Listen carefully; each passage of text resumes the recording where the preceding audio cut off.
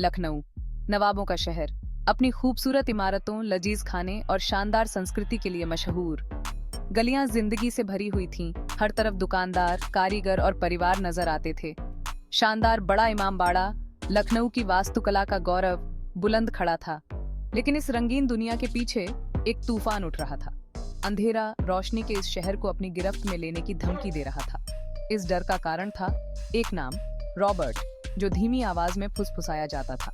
वो एक माहिर खिलाड़ी था जो परछाइयों से अपराध की दुनिया के तार खींचता था। इस अशांत माहौल में आई इंस्पेक्टर रितिका। युवा, दृढ़ निश्चयी और बेबाक, वो किसी भी चुनौती का सामना करने को तैयार थी। उसकी तेज नजरें सब कुछ भांप लेती थीं। न्याय के लिए उसकी प्रतिबद्धता अटूट थी, उसका संकल्प अडिग था। रितिका कोई मामूली अफसर नहीं थी, वो भ्रष्ट व्यवस्था में ईमानदारी की मिसाल थी। वो एक मिशन पर निकली थी, रॉबर्ट के साम्राज्य को ईंट से ईंट बजाने के लिए। उसने रॉबर्ट के बारे में हर जानकारी हासिल की, उसके तरीकों को समझा, उसके नेटवर्क को जाना। वो जानती थी कि रॉबर्ट जैसे शिकारी को पकड़ने के लिए उसे एक कदम आगे रहना होगा, उसके हर वार का अंदाजा लगाना होगा। रॉबर्ट का अपराध साम्राज्य एक वायरस की तरह फैल चुका था, जिसने लखनऊ के जीवन के हर पहलू को जकड़ लिया था। वसूली से लेकर ड्रग्स तस्करी तक, उसके पैर हर जगह फैले हुए थे। उसकी दौलत उतनी ही मशहूर थी जितनी उसकी क्रूरता। वो एक भूत की तरह घूमता था, हमेशा कानून से एक कदम आगे, अपने पीछे डर और निराशा छोड़ता हुआ। सत्ता के गलियारों से लेकर चाय की छोटी छोटी दुकानों तक हर जगह उसके मुखबिर थे। जज, नेता, यहाँ तक कि पुलिस के कुछ लोग भी उसके इशारों पर नाचते थे। उनकी वफादारी डर या फेवर से खरीदी गई थी।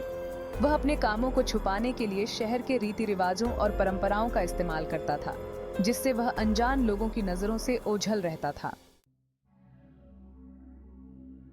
रितिका जानती थी कि रॉबर्ट को पकड़ने के लिए एक साहसिक रणनीति की जरूरत है, एक ऐसी योजना जो उसके नेटवर्क का पर्दाफाश करे और उसकी लाइफलाइन काट दे।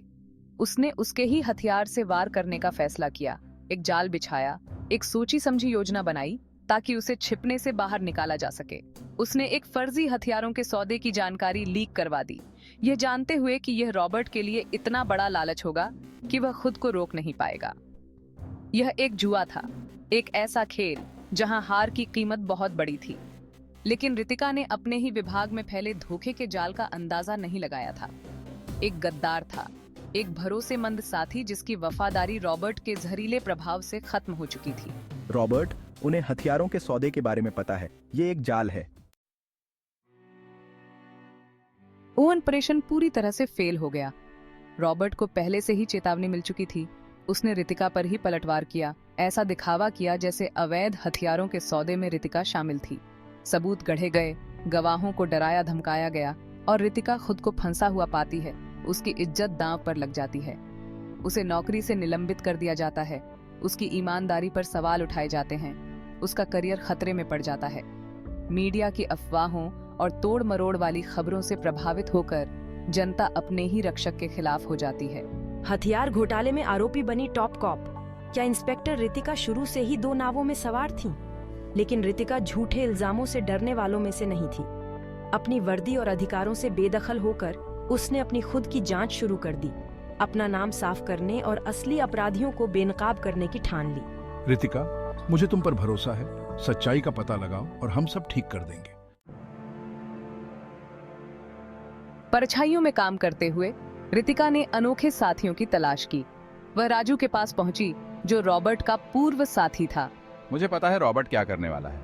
पतंग उत्सव के दौरान एक आतंकवादी हमला। राजू ने रितिका को रॉबर्ट की योजना का खुलासा किया। लखनऊ के पतंग उत्सव के दौरान हमला।